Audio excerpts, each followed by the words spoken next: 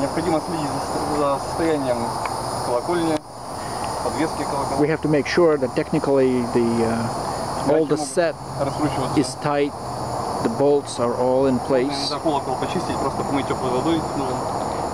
The bottom bells could be washed with soap, warm waters.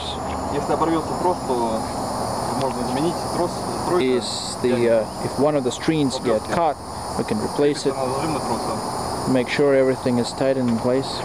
Веревка, по желанию, для тех, кто меньше ростом, например, those who are of a smaller stature, веревку можно удлинить. Could be extended slightly. Также можно длину, расстояние языка менять. The distance, the length of the rope could be changed. Да, растягивая трос. Adjusted.